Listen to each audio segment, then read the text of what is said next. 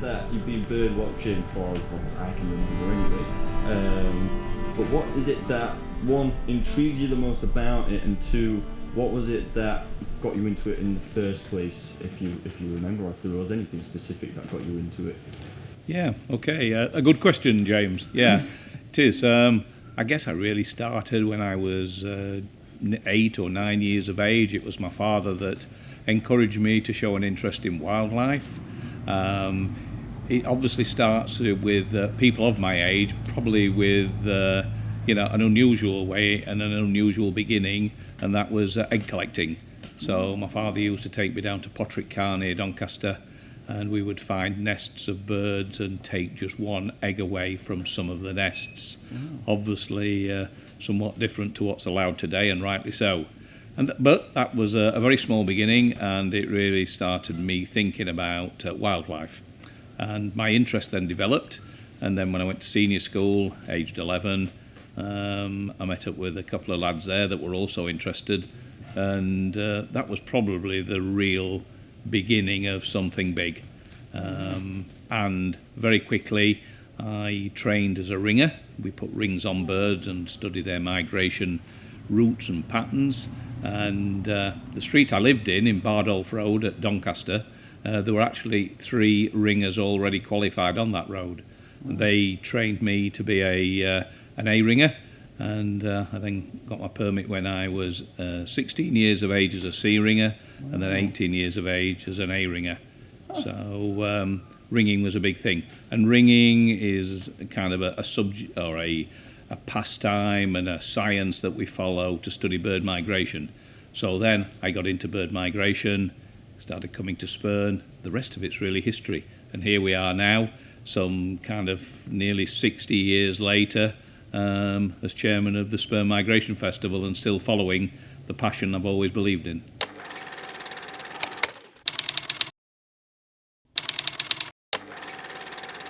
So the first thing to do is you identify the species. In this case it's fairly obvious. This brown cap means it's the female of the black cap. And then we put a little metal ring on it. And this has got a unique number on it and the Natural History Museum's address, so that if it gets recaught or found anywhere else, then we know exactly which individual bird it is. And then we just take a couple of measurements off it. So that's a 3, which means it was born this year. Yeah. We measure the wing length. It's got a wing of 74 millimeters. And then we'll just take a weight. So often here at migration points, weight is a good indication of whether it's just arrived. If it's a bit on the light side, it's probably just completed its migration. So here, it's a little bit heavy. It's probably spent a few days here feeding up on the berries.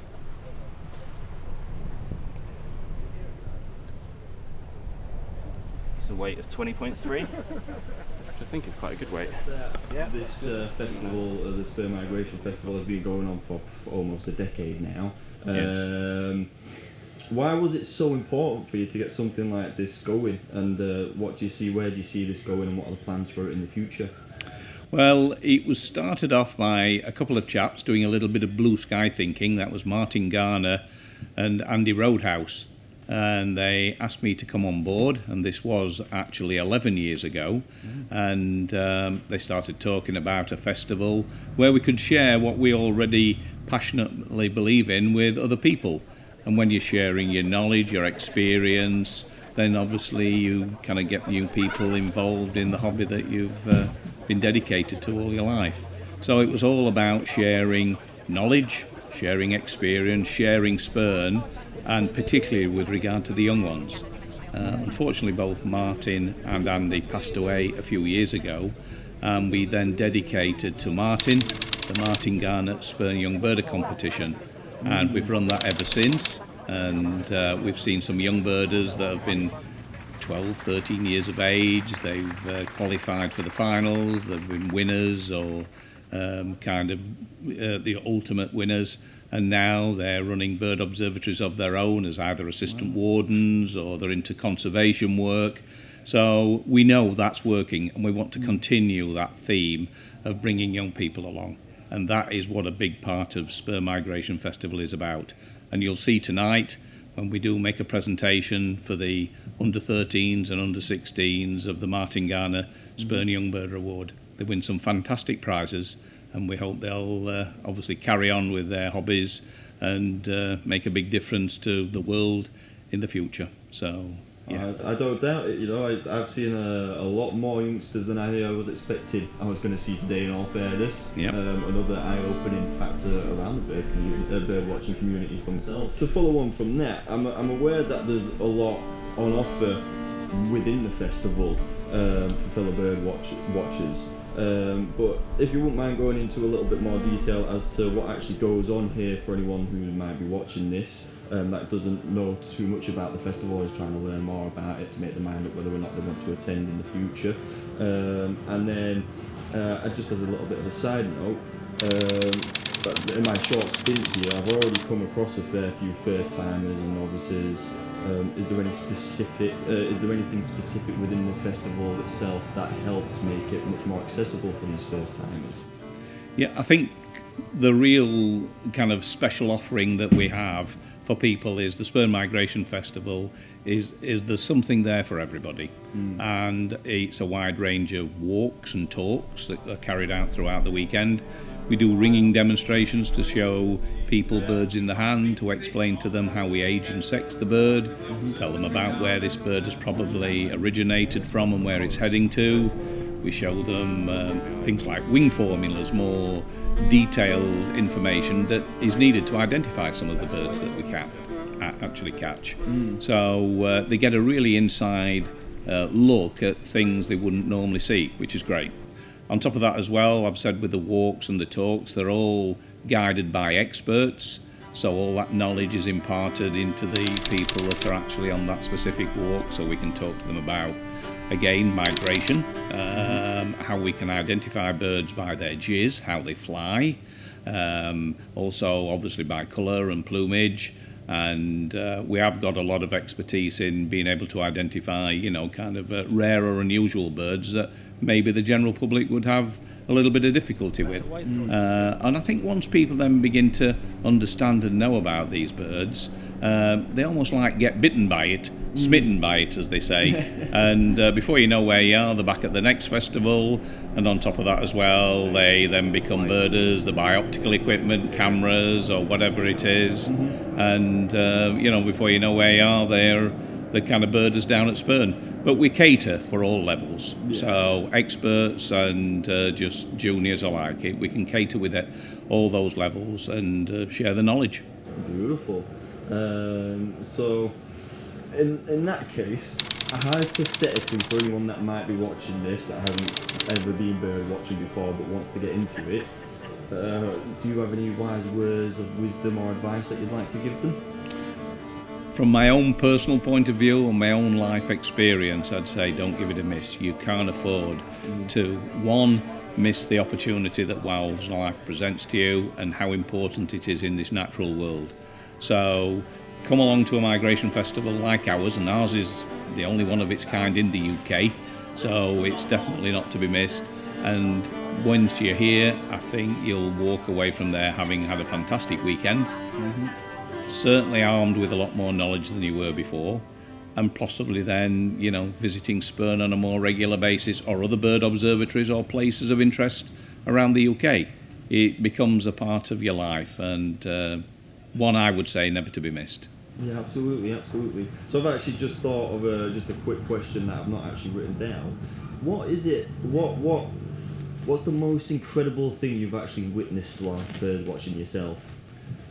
That's a difficult question because I've witnessed many kind of different phenomena in the birding world, but migration's always been my main interest. And when you see birds arriving, having flown thousands of miles through day and night, small warblers that weigh little more than a 10p piece, having, you know, flown non-stop for several hundred miles or more, and then seeing them land. Obviously they're very tired at the time, but just to witness what they're capable of doing and where they're heading to. You know, if you just think of that cuckoo, ask yourself this question: how does a cuckoo really know where to migrate? never sees its parents because it's brought up by other parents, foster parents, and yet it knows to kind of migrate to Africa every winter and then come back again in the summer. Where does all that come from? We still have thousands and thousands of unanswered questions, but the more we do, the more we learn, and the more we learn, the more we understand and can do a lot more to save wildlife. Yeah, absolutely. I actually was lucky enough. I can't remember the breed of the bird for the life of me, but it was one of the little tiny ones. And they'd recently caught him. We were coming back here from the wetlands, and so we managed to pull over and stop and get some footage of it quickly. And he was telling me that it was only 2 months old, I think, and it was already migrating or due to migrate over to Africa by itself. Or obviously, I'm assuming it would find another flock of birds or whatever the technical term for flock of birds is. And that just, it amazes me because, like you say, you know, these birds a lot of them don't see their family, so to speak, their parents from birth, and they somehow, by the grace of God, know where they're going and how to get there. It blows my mind. Absolutely blows my mind. It's incredible. I think that's where the passion for birding starts, because it blows your mind, and once your mind is blown, then you can't help but go digging to find more information. Yeah. And what better place than the Spurn Migration Festival? Absolutely.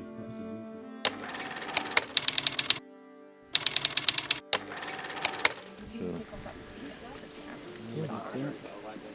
we go.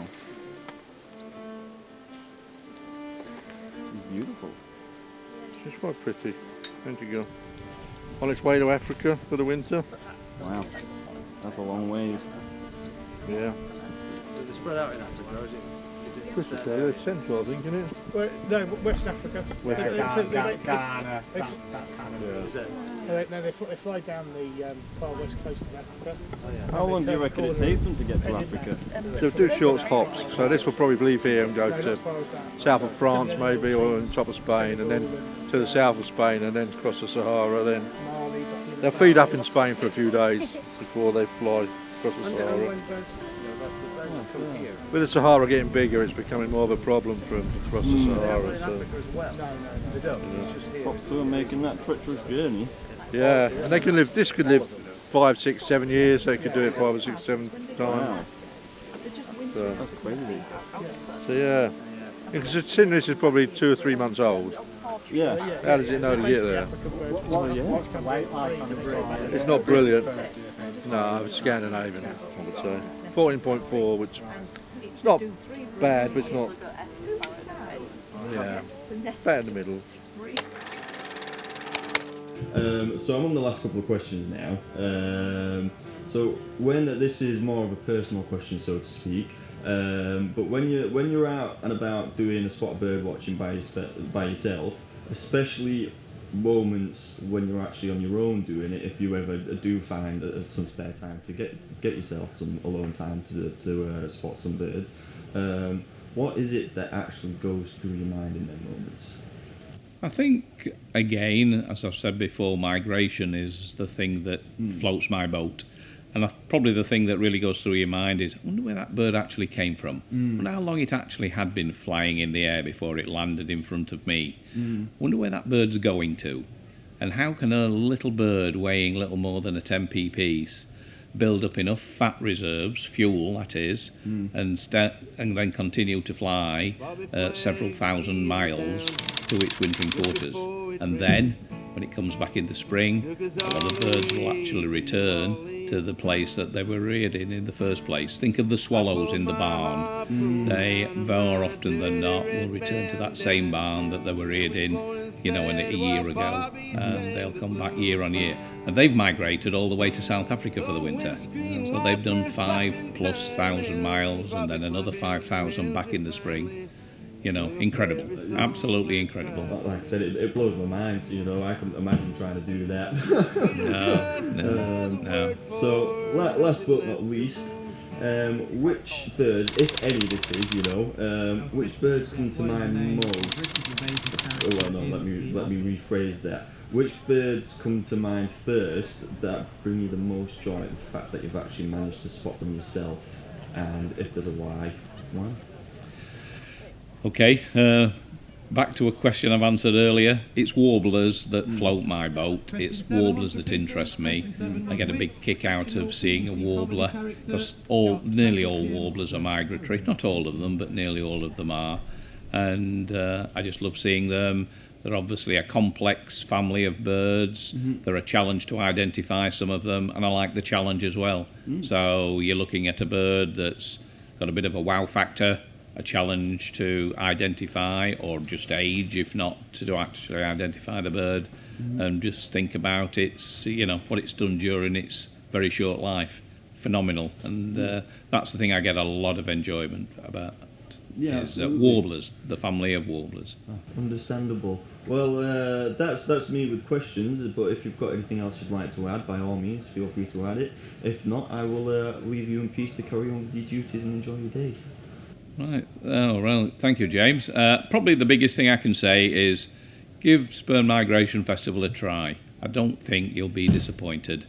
It's our 9th festival this year. It will be our 10th next year, so it'll be a big anniversary year. So if you like what you've heard, then come and see us down at Spurn, and I don't think you'll be disappointed. Thank you.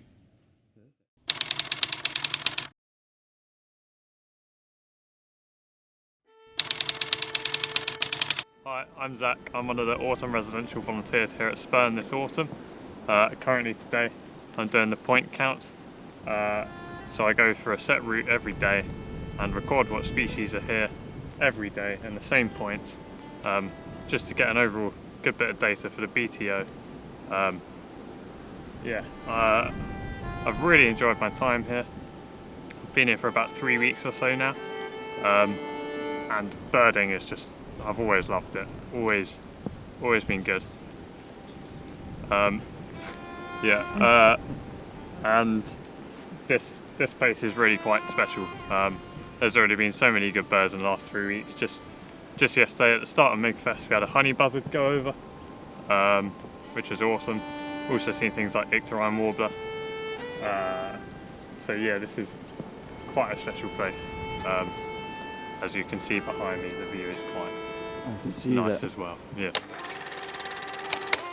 Today we've got slightly variable winds, a bit of wind coming in off the sea, mainly northerly, but intermittent showers, and between the showers birds are starting to show.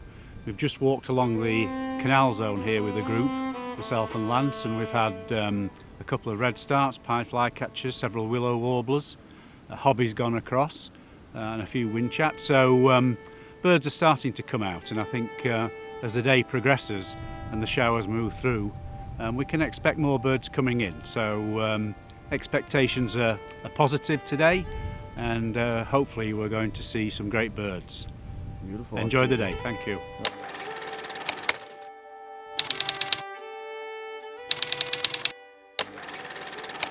I've been bird watching for the last 2 to 3 years now, and my other half's part of RSPB Winchester, so that's what brought me into it. I love the nature, getting out, the interest, but coming to Spurn, we came last year for the first time, and what an amazing place and amazing people.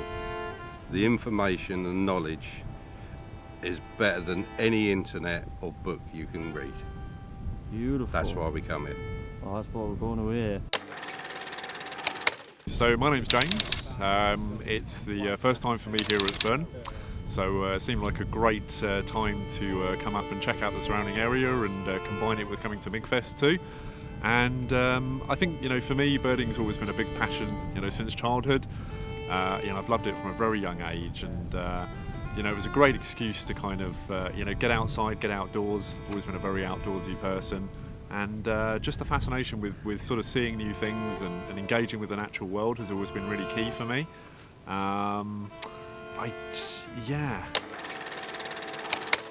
This is Mike, and I'm Jill. He's a massive bird watcher, and he will explain all to you why we're so keen on bird watching. It's just a fascination of the migration and sort of the depth of knowledge that you need about bird watching. We've only been doing it since 2017, and that's how long we've been coming to Spurn, but it's the people as well that create Spurn. as well as just the birds. So it's everything while we come here.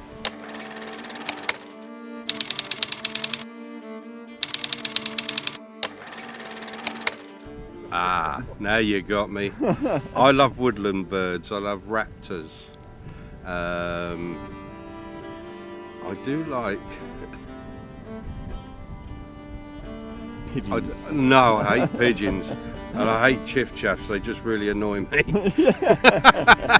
Everywhere I go. No, I love bullfinches. If I can spot a bullfinch, that's amazing. Because they're not as common as they used to be. That is a very good question. That's a very good question.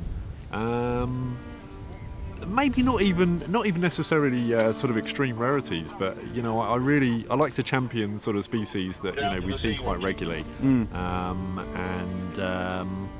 Yeah, I do like some. I mean, I love a raptor. Who doesn't love a raptor? So you know, I'm always super keen to see things like that, and you know, seeing occasional sort of honey buzzard is always a real joy. But you know, I love watching hobbies hunting and you know, sort of owls going about their business as well, to be honest with you. In terms of recent things I've seen recently, I enjoy seeing nice waders. So you know, seeing sort of wood sandpiper and little stint and spotted redshank is always a pleasure. Saw a redneck phalarope a couple of days ago. That was a nice thing to see. And for me, that's always been a really special bird, because probably the very first unusual bird that I saw when I was a kid was a redneck phalarope, actually, which was just down the road from me. Swimming in its little circles, doing its feeding thing. So that's a great bird to come back to. Always a real pleasure. Yeah. So I just, you know, I enjoy everything about birding. That's the thing. You know, I really enjoy the common species, and just watching the behaviour as well. For me, that's a really kind of key thing. But then, of course, I love the rarities as well. So it's a bit of a mix. It's a bit of a mix for me. Yeah.